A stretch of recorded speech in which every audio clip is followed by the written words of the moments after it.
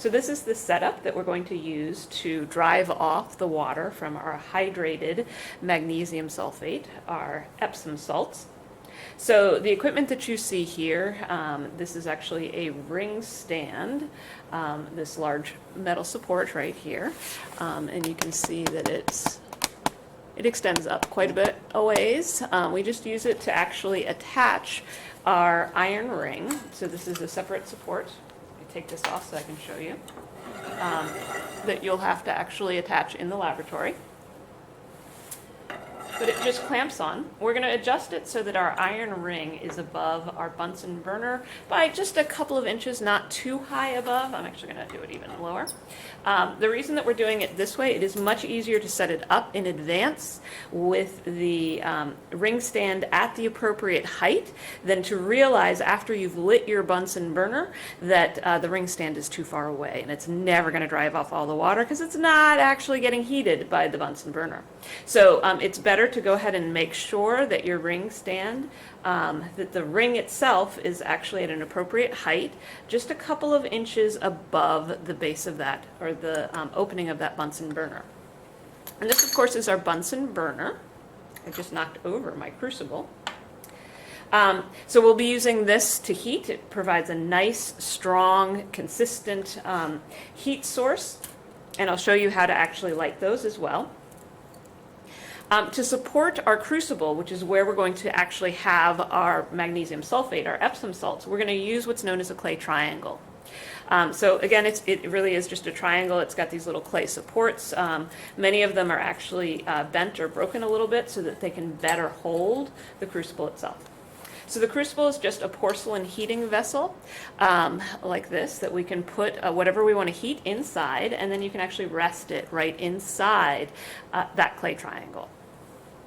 And then we also have a cover that we will be using in this experiment. It may seem counterintuitive to put a cover on a crucible when you're trying to drive off water, right? You want it open so that the water can evaporate.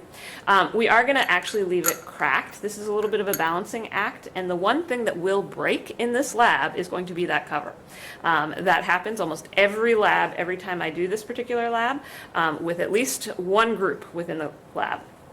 But we're going to do the best we can, because what that does in adding that cover on top is it helps prevent any of the magnesium sulfate from actually popping out of that crucible. As you heat this, you will find that that solid, as it starts to heat, will start to pop a little bit inside the actual crucible, and some of the solid can actually splatter out of the crucible itself.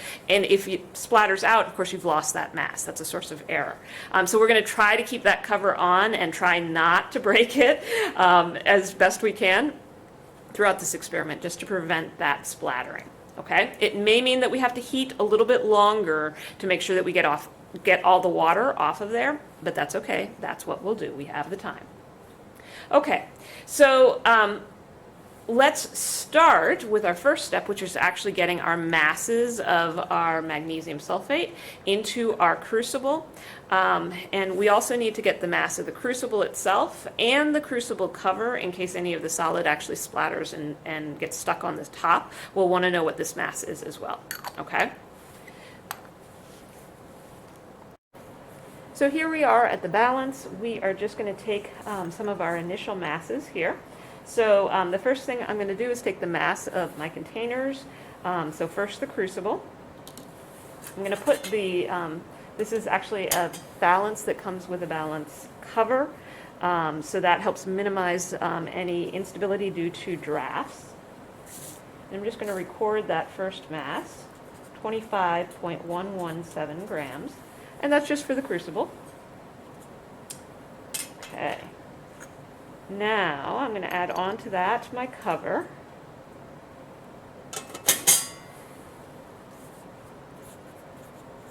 So I do like to do these separately. Again, sometimes your cover breaks, so it's nice to know what the crucible is without the cover. But ideally, we'll just use both of those together. So the second mass should be it, and that's 37.748 grams. Okay, next we're going to add in our magnesium sulfate hydrate, the Epsom salts themselves. Okay, So I just need between 1 and 1.5 grams. The exact mass doesn't, it doesn't have to be exactly 1 or exactly 1.5, but we have to record exactly what the mass is when we add it together. So I'm going to tare this. I have recorded the weight of the crucible, so I'm just going to tare it to make it a little bit easier to see what that exact mass is. And measure out my Epsom salts.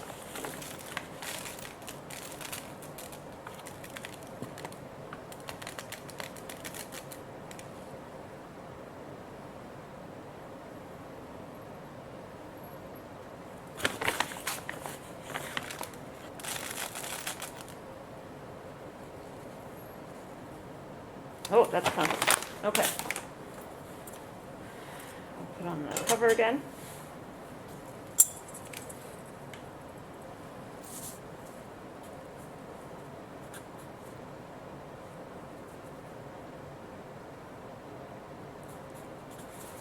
Okay. And so there's my mass again, 1.411 grams of just the hydrate, the Epsom salts. Now we'll take this back over, light our Bunsen burner, and heat it up, drive off the water. So I've put my crucible with my hydrated Epsom salts in it onto the clay triangle on my iron ring. I've moved out the Bunsen burner because we're going to light it over here, not directly underneath there, and then we'll move it in. It's just a little bit safer so that we don't accidentally knock over that crucible. You'll notice that this particular Bunsen burner, it's got some tubing that attaches it back on the end, back over here, at this end, onto the gas line that's part of our lab bench. So the gas lines are the ones with the little blue button tab on it that actually says gas, right? We do have also vacuum lines, and some of the labs have water as well. So just pay attention to what you're attaching it to. Make sure it actually is the gas line. So it's really important to know how to light a Bunsen burner. So first of all, when it's attached to the gas line, as long as it's not lit or you're trying to light it, make sure that the gas itself is turned off at the lab bench. So off for our labs means that this black handle is actually perpendicular to the barb that we attach the tubing to, okay?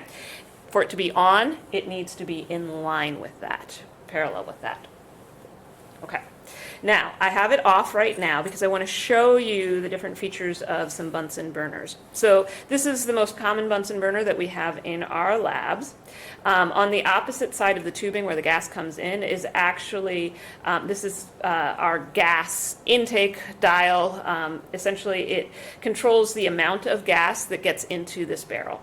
So we do turn on the gas on the bench top over there, but you can also control the gas going into the barrel itself. And right now I have this gas intake valve completely closed. Okay, so this is just a needle valve. It operates like most any other valve.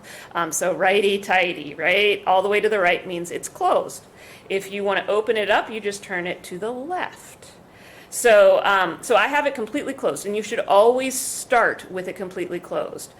If you just turn on the gas at the desk and allow it to flow, oftentimes these are left open from a previous student, and you have no idea how much gas is flowing in there. And if you try to light that, you may end up with a flame that's 12 feet high, and nobody wants that. So you want to always start with it closed, and then once the gas is on at the bench top, back here, you're going to open this up so that you can hear just a whisper of gas coming through. And that's usually a good amount. If it doesn't light the first time, you open it up just a little bit more to get a little bit more gas coming through until you can get it to light. But you always start with less gas, not with it all the way open, okay? So this is closed completely right now for me. Right above that, you'll see that there's some holes in the barrel itself, and there's a little cover that we can basically open or close those holes.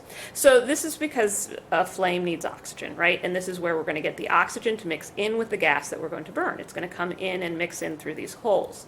Now, when you are lighting a burner, you actually want it to be fuel rich, so rich in terms of the natural gas that's coming through. So we're going to close off those holes. Make sure that they're closed and not a lot of oxygen.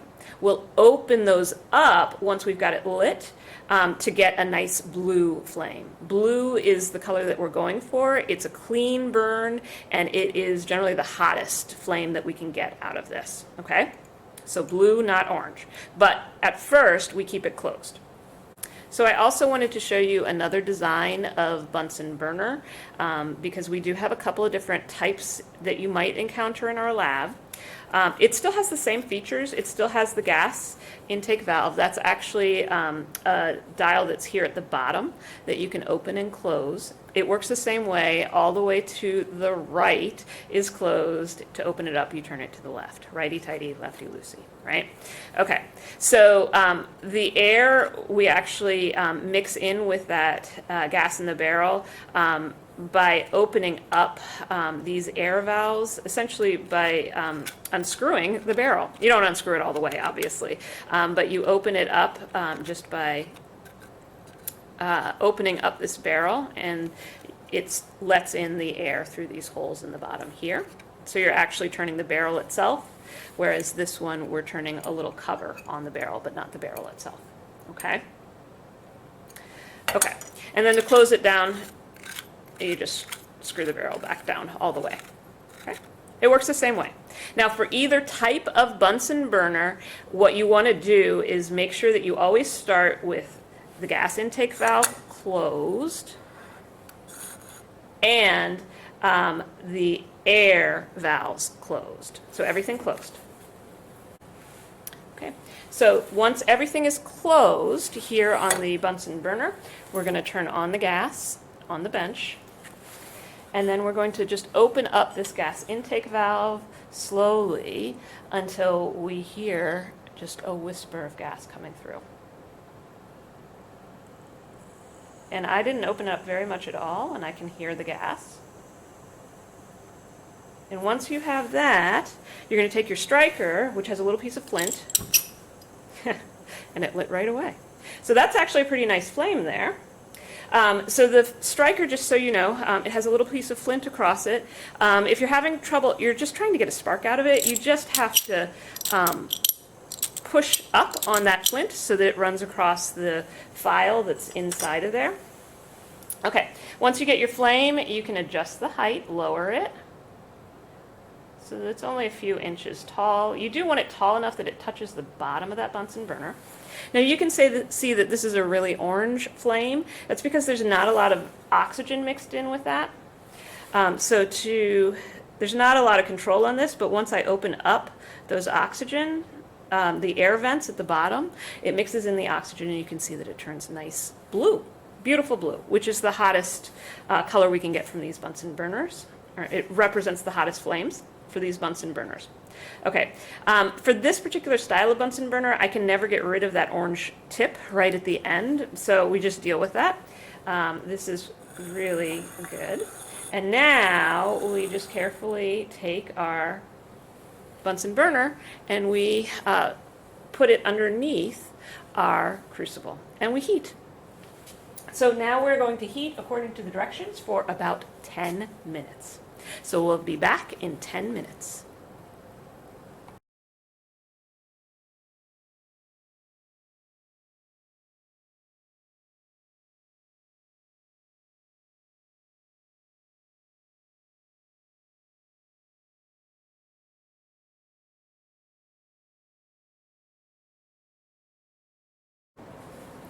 Okay, so we're going to take our first mass of the magnesium sulfate, hopefully without the water. I just need to tare my balance again. I'm going to do everything combined, the crucible, the cover, and the magnesium sulfate. We have the masses of each of the crucible and cover individually, so we should be able to subtract this out. Okay, so my combined mass, let me put on my balance pan cover. My combined mass here is 38.495 grams. Okay, now how do I know whether or not the water has really evaporated? How do I know that I'm actually done heating this particular sample? The thing is, I don't. You're not going to know that you've driven off or evaporated off all the water in your hydrate unless you heat again and take a second mass. And so the next part of this procedure, it's a very common procedure in chemical analyses, and that is that you heat or you dry to a constant weight. And so what we're going to do is we're going to go through that whole heating process again, this time a little bit less, about 5 minutes. We're going to let it cool, and then we're going to take the mass again. And if my two masses, my two successive weighings after heating, they're very close to each other. We say constant weight. It doesn't have to be exactly the same. For these laboratory directions, it says within 0.050 grams. If we're close to each other within that range, you can generally assume that we've driven off all that water. Okay? If there's a significant difference between this mass and the second time I heat it, then it's likely that I had not driven off all the water after that first heating, and I had to do it again. I had to heat again to get the rest of it off. Okay, and if that is the case, then just to make sure that we really did drive it off, we will have to heat a third time. So we're keeping our fingers crossed here that we drove off all the water, and I only have to heat this one more time. The second weighing is going to be within 0.050 grams of this value, 38.495. We're getting ready for our second heating. I'm going to light the Bunsen burner again. The gas is all the way on back at the bench, so the handle is completely in line with the barb. I'm just going to open this up. Oops, I forgot to close off my air. So the air is closed, those vents, and now I'm just going to open this up till I can just hear it. And it's really just a small amount. Okay. I light it up. That's actually a pretty good height there. We're just going to open up the air now. So open up those vents at the bottom, get a nice blue flame. Okay, and we adjust to go underneath, and you just really want to make sure, again, that the flame is really touching the bottom so that it's heating well. Make sure that when you put the crucible and the cover back on, that you've actually vented. You've just basically got a small space so that the water can actually evaporate and escape from that. And we're just going to let it heat for another 5 minutes.